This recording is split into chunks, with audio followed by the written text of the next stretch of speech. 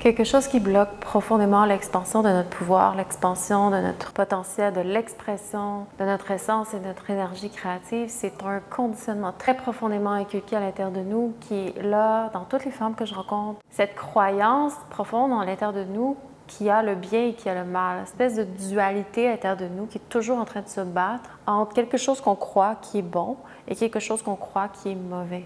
Et prenez-le de la façon que ça va résonner pour vous dans votre vie. Moi, je vais l'appeler le bon ou le mal ou le bien ou le mauvais. Cette espèce de dualité, cette bataille-là dans notre vie, à l'intérieur de notre être, qui fait qu'il y a quelque chose qui prévaut plus qu'une autre ou un contrôle sur qu'est-ce qui, à l'intérieur de nous, a de la valeur et qu'est-ce qui en a pas. Et c'est vraiment profond et surtout bloque incroyablement la capacité à reconnecter à son pouvoir et l'expression de qui on est à un niveau qu'on ne peut même pas imaginer. En fait, ça contrôle toute notre vie. Ça contrôle notre vie jusqu'au plus profond de notre énergie sexuelle, de notre sexualité. Ça bloque au plus profond de notre émancipation. Ça bloque au plus profond de comment on arrive à se voir. Et si le but de la vie, c'est d'apprendre à se connaître, de toucher à qui on est dans cette vie, et de voir qui on est dans une réalisation de soi, une actualisation de qui on est, de soi à travers le temps, c'est vraiment de voir comment ça bloque tout ce processus-là. Et c'est vraiment un conditionnement profond de notre culture judéo-chrétienne, entre autres, qui vient vraiment condamner tout ce qui est mal étant nos énergies primales, étant notre dark side, étant nos zones d'ombre, étant tous les niveaux de notre expérience humaine qui sont plus profondes, qui sont plus refoulés et qui ont une expression qu'on ne veut pas voir ou qui ne correspond pas avec ce qu'on conditionne ou ce qu'on nous dit qui est bien. Donc, à chaque fois qu'on est en relation avec ces parties-là de nous, automatiquement, à un niveau très profond dans notre inconscient, on repousse, on tasse, on condamne, on juge. Donc, il y a énormément d'énergie en lien avec notre énergie sexuelle. Donc, il y a énormément d'énergie qui viennent se mettre par-dessus la relation plus profonde à notre énergie sexuelle créatrice, qui est vraiment de la peur, du dégoût, de comment ça veut cheminer à l'intérieur de nous. Évidemment, ça, quand je parle de ça, c'est souvent pas tout à fait conscient. C'est vraiment des niveaux qu'il faut apprendre à descendre et apprendre à sentir quand certaines circonstances et situations se passent.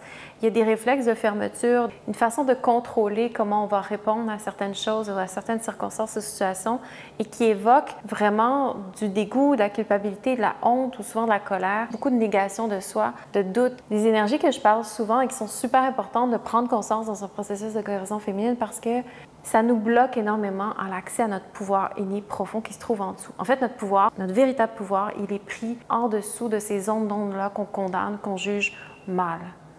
Et c'est important de voir d'où ça vient parce que dans la vie, quand on arrive à voir la dualité, quand on arrive à voir la vie avec cette dualité-là, qu'il y a quelque chose qui est bien et quelque chose qui est mal, alors forcément, on est toujours en train de se battre avec une intelligence plus grande qui est à l'œuvre. C'est-à-dire, au cœur de la processus de guérison féminine, il y a une prémisse, il y a quelque chose qui est au centre, dont tout le processus de guérison se base et se fonde, c'est-à-dire il n'y a pas d'erreur. Dans la vie, les fondations de notre corps humain, la nature de l'intelligence de la vie ne fait jamais d'erreur. Donc, quand on comprend que tout est parfait, que la création de tout ce qui manifeste, de tout ce qui se présente dans le monde ou dans notre vie est une œuvre qui est parfaite, quelque chose qui n'a pas d'erreur, donc même quand ça prend des cheminements ou des formes qui nous semblent être mal, qui prennent le cheminement à travers des tensions dans notre corps ou à travers des cristallisations d'énergie qui viennent en guerre, on se rend compte que tout ça n'est pas une erreur. En fait, que chaque tension, chaque blocage, chaque chose qu'on vit dans notre vie en termes de nœuds et de tensions dans notre corps, c'est un motif, une porte d'entrée pour étudier le sens profond de la vie. Et donc, dans ma vie, moi, personnellement, il y a quelque chose que j'ai toujours voulu nourrir dans ma relation à mon énergie sexuelle, dans la relation avec qui je suis, dans la relation à une croyance, une projection que j'ai toujours eu besoin d'avoir pour soutenir une façon d'être en contrôle avec qui je suis et de ne jamais toucher ces espaces-là plus profonds. Et pourquoi j'ai agi de cette façon-là et qui est le propre de beaucoup de femmes, souvent, c'est qu'on ne veut pas toucher à ces énergies-là plus profondes parce qu'on a peur de ces énergies-là, on a peur de notre pouvoir, on a peur de se voir pour qui on est vraiment parce qu'on croit que ça, c'est mal, ou on croit que ça, c'est pas assez, ou on croit que ça n'a pas de valeur, ou on croit que ces parties-là de nous vont faire qu'on va perdre une valeur dans notre vie ou qu'on va perdre quelque chose. Et tout ça, ces mécanismes de survie-là ou de protection-là, cette façon d'entrer en relation avec ces énergies-là plus profondes à l'intérieur de nous, c'est souvent basé sur des blessures. Donc la blessure à l'intérieur de nous qui est très profonde vient vraiment conditionner puis contrôler toute notre manière d'être en relation à l'autre, dans la manière d'être en relation avec notre énergie sexuelle, dans la manière d'être en relation avec nous-mêmes. Et Personnellement, c'est une blessure que j'ai très profondément, que je rencontre dans beaucoup de femmes, c'est la peur d'être abandonnée, la peur que qui je suis vraiment ne sera jamais assez pour être aimée, ne sera jamais assez pour être reconnue. Et que si ces parties-là se révèlent aux yeux des personnes que j'aime, aux yeux des personnes qui me sont chères, et même à moi-même, si je vois ces parties-là de moi pour qui elles sont, sans les juger, les condamner, et que je comprends que ces parties-là ont besoin de prendre place dans ma vie pour ce que j'ai accompli, pour m'incarner dans ma vie, alors automatiquement, j'ai très peur de perdre tout ce que j'ai construit pour avoir un petit peu d'amour ou tout ce que j'ai construit pour ne pas me sentir abandonnée, justement, pour correspondre à protéger la blessure.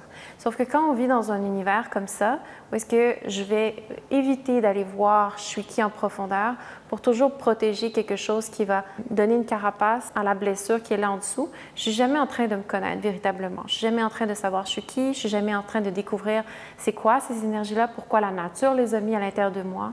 Et si la nature les a mis à l'intérieur de moi, c'est qu'il y a une raison et qu'il y a une intelligence. Et c'est ça mon point. Et je sais que c'est facile à dire parce que même en sachant ça depuis très longtemps, il y a toujours des niveaux d'acceptation, de réalisation, de lâcher prise qu'on doit apprendre petit à petit.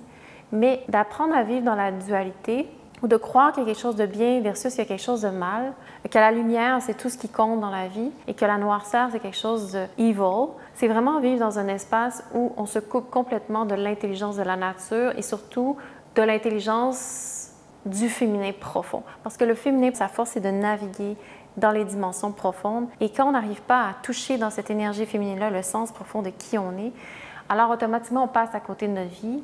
Automatiquement, on reste dans une petite zone très réduite de nous-mêmes et on n'arrive jamais à savoir on est qui et qu'est-ce qu'on a vraiment à accomplir. Et surtout, on ne touche jamais à notre pouvoir. C'est important de le dire parce que notre pouvoir profond, notre véritable pouvoir, notre impact, notre power dans cette vie, il est toujours réprimé dans les zones cachées de nous-mêmes, c'est-à-dire notre inconscient. Donc, on sélectionne, on est constamment en train de contrôler les parties qu'on veut voir, les parties qu'on aime, les parties qu'on connaît, ce qu'on aspire, nos projections. Et souvent, plus que la blessure est profonde, plus qu'on va toute mettre notre énergie sur la projection qu'on veut être et plus qu'on va repousser profondément les autres parties de nous qui sont basées sur la réalité, qui sont basées sur ce qui est. Et on ne va jamais vouloir toucher cet espace-là, on va creuser cette cassure-là, cette brisure-là. Mais dans l'univers du chemin de la guérison, dans l'univers de la guérison féminine, dans le plongeon de la connaissance de soi, quand on veut réclamer son pouvoir, c'est ce qui nous intéresse vraiment. Et je sais que ce n'est pas facile à faire et que c'est facile à dire. Ce qu'on veut vraiment, c'est apprendre à découvrir pourquoi ça nous fait aussi mal d'être en relation avec ces parties-là de nous. Pourquoi on déteste autant certaines choses à l'intérieur de nous, qu'on condamne, qu'on refoule autant des parties de soi. Pourquoi on a autant de violence à notre égard, de vouloir garder une division, croyant que certaines choses ont une valeur et d'autres pas? Qu'est-ce qui fait qu'on se place dans cette position-là? Et pourquoi ces énergies, on n'arrive pas à les embrasser, à les comprendre? Et de où vient ce conditionnement de jugement? Et de où part, de quel principe et de qui décide que ça c'est bien et que ça c'est mal? Et dans quelle main ou dans quel espace je donne mon autorité, je donne mon discernement pour croire et me placer dans une position où je conditionne moi-même ma division à l'interne. C'est super important parce que à chaque fois qu'on se garde divisé, qu'on garde des espaces de nous, qu'on juge mal et que vraiment qu'on croit profondément qu'il y a quelque chose de distordu avec nous-mêmes et qu'on n'essaie pas de comprendre d'où ça vient sans le juger, juste de respecter, OK, c'est quoi cette énergie-là? Pourquoi j'ai ça à l'intérieur de moi? Pourquoi j'ai ces aspirations-là? Pourquoi j'ai ces pulsions-là? Pourquoi ça crie? Pourquoi j'ai ces ambitions? Pourquoi j'ai ces obsessions? Peu importe de la forme que ça prend, dans un espace de guérison, je veux prendre conscience de l'inconscient. Ça veut dire que je dois regarder ce qui est là à l'intérieur de moi. Je dois voir les choses pour ce qu'elles sont et pas à travers une lunette, un filtre qui me dit tout de suite ce que c'est et ce que c'est pas. Et c'est important parce que c'est ça qui a son pouvoir, c'est ça qui a sa valeur, c'est je veux découvrir pourquoi ces énergies-là sont à l'intérieur de moi, parce que ces énergies-là sont à l'intérieur de moi et façonnent, dirigent tout ce que je suis. Et l'inconscient, c'est pas vrai que parce qu'on le réprime, il n'a pas son pouvoir, il n'a pas tout son rôle à l'intérieur de nous. C'est-à-dire quelque chose qui est inconscient, c'est quelque chose qui est quand même vivant et qui passe à travers nous et qui dirige et qui oriente tout ce qu'on est et tous nos choix à l'externe ou même en façade.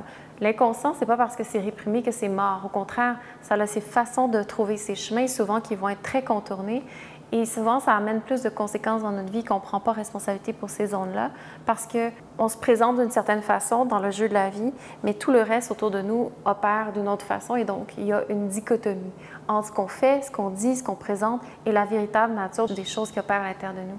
Et quand cette division-là, on dépense notre énergie et notre attention à toujours la creuser et garder les choses réprimées, à ne pas vouloir voir et à cacher, enterrer, à mettre sous le tapis, alors on est en train de refuser l'intelligence de la vie. On est en train de se dire, il n'y a pas quelque chose qui est parfait dans ça. Il y a quelque chose qui est mal à l'intérieur de moi. Il faut que je le corrige. Il faut que je le tasse. Il faut que je contrôle tout ça. Il faut que je trouve une façon de corriger pour toujours m'être meilleur. C'est ça le monde dans lequel on vit. Quand on regarde toujours ce besoin de transformer notre apparence, transformer toutes les chirurgies plastiques qui existent dans ce monde pour constamment façonner notre être, tout ça, on le vit d'une façon externe. Il y a cette correspondance-là dans le monde interne, c'est-à-dire on va constamment annihiler des parties de nous pour réussir à fonctionner avec certaines parties qu'on va sélectionner. Mais dans le pouvoir ultime de la vie, ce qu'on veut, c'est d'apprendre à unir, d'apprendre à réunir dans un tout cohérent qui je suis moi au milieu de ma vie. C'est-à-dire dans la noirceur comme dans la lumière, de faire la paix avec qui je suis, des épisodes de vie dans lesquels je suis passée, qui m'ont amené à être qui je suis. Et même si ces épisodes-là de vie n'étaient pas nécessairement des contextes dans lesquels j'ai été amenée à aller vers qui je suis en intégrité, vers qui je suis, j'ai quand même passé par ces épisodes-là pour découvrir quelque chose que je dois intégrer aujourd'hui. Et ça, c'est ma responsabilité et c'est mon devoir. Et plus que j'intègre ces parties-là, le pourquoi de chacun des épisodes dans lesquels j'ai traversé dans ma vie, pourquoi j'ai été amenée dans ces endroits-là, il y a toujours une raison. Et ça, j'ai besoin de le digérer pour moi-même. J'ai besoin de digérer ma vie, j'ai besoin d'intégrer je suis qui pour rassembler petit à petit, réclamer ces espaces-là de moi qui sont prises dans différentes partie de ma vie pour découvrir je suis qui à un niveau plus profond. Pourquoi j'ai investi mon énergie de cette façon-là? Pourquoi j'ai décidé d'aller voir telle personne? Pourquoi je me suis orientée de telle façon? Pourquoi mon mécanisme de survie a décidé d'être ça plutôt que ça? Donc, ça en dit beaucoup sur qui je suis à un niveau inconscient. Et tout ça, c'est un cheminement, un espace d'étude pour découvrir je suis qui. À un niveau très profond, mon inconscient va toujours se révéler de plus en plus au fur et à mesure que j'étudie mon comportement sexuel et mes choix dans ma vie. Et le but de tout ça, c'est de réunir et de prendre conscience de toutes ces parties-là divisées à l'intérieur de moi, ces ondes d'ondes-là, ces inconscients, ces énergies-là réprimées, et de les comprendre dans quelque chose qui est cohérent. D'unir la lumière, la conscience à la noirceur, l'inconscient. Et de réunir, en fait, le monde de surface dans lequel je vis, la réalité, la personnalité que je me suis présentée toujours, et d'apprendre à descendre dans les espaces plus profonds, c'est-à-dire descendre dans mon womb essentiellement, descendre dans mon chakra profond, de qui je suis dans tous ces espaces-là cachés où se trouvent souvent les racines de mon inconscient, et d'apprendre à créer une relation consciente entre ces deux espaces-là, entre les différentes dimensions de mon être. Donc, je ne veux plus vivre séparé, je veux vivre l'union de qui je suis sans jugement. Et quand j'arrive dans cet espace-là d'union, qui est évidemment un chemin en soi, qui est le chemin de la guérison, qui est ce qu'on enseigne à Origin, ce que la pratique Origin Yoga permet de renouer directement dans le corps, c'est-à-dire relâcher les tensions pour que tout ça se réunisse, c'est-à-dire les tensions, c'est ça qui divise à l'intérieur. Donc tranquillement, j'arrive à ce qu'on peut appeler un chemin tantrique ou un chemin qui ramène à une union de soi. Et tant si longtemps qu'on vit dans un monde de division, qu'on vit dans un monde de dualité, c'est-à-dire quelque chose est bien, quelque chose est mal, quelque chose est bon, quelque chose est mauvais, etc., et qu'il y a toujours cette résistance-là, cette bataille entre ces deux univers-là que des états d'esprit, des conditionnements nous ont inculqués et nous gardent disant nous-mêmes, jamais je peux être dans mon pouvoir, jamais je peux comprendre je suis qui, jamais je peux toucher pleinement la circulation de mon énergie sexuelle. Jamais je peux me déposer et faire la paix. Et souvent, c'est très dur de s'aimer dans les espaces qu'on refoule parce que si on les a refoulés, c'est qu'on croit qu'ils sont mal. Donc, c'est d'apprendre à s'aimer. C'est un chemin d'amour profond, d'amour propre. Et l'amour, c'est pas l'espèce d'émotion de surface ou le bonheur qui est éphémère, qui n'a pas de racine. L'amour, c'est quand j'apprends à harmoniser tout ça, que j'apprends à m'aimer justement dans la lumière, dans la noirceur. Et que ces parties-là refoulées de moi, j'apprends tranquillement à avoir une relation consciente pour les intégrer à qui je suis et assumer cette énergie-là. Et ça, évidemment, c'est un chemin. C'est vraiment un chemin qui n'est pas facile, mais tant aussi longtemps qu'on n'initie pas cette relation consciente aux énergies plus profondes, qu'on n'essaie pas d'harmoniser tout ce qui s'est mis à l'intérieur de nous et qu'il y a une raison pour ça, ça veut dire que je ne suis pas en relation consciente avec qui je suis, ça veut dire que je ne suis pas dans mon pouvoir, ça veut dire que je ne peux pas toucher à mon essence profonde. Donc, c'est vraiment important de prendre conscience que tant aussi longtemps qu'il y a des parties de moi que je refuse, je ne suis pas dans un espace de m'aimer dans ma profondeur et ça veut dire que je ne pourrai jamais toucher la paix à l'intérieur de moi. Donc, c'est une invitation à revenir tranquillement et à considérer que tous ces espaces-là, ces énergies profondes dont je parle et que je partage beaucoup dans mes vidéos, sont le chemin. L'attention est le chemin pour réclamer ce pouvoir-là, réclamer ces parties-là qui manquent à l'appel dans notre vie et qui ne sont pas mal, qui ont simplement besoin d'être comprises à la source de pourquoi ils sont là dans leur intelligence profonde.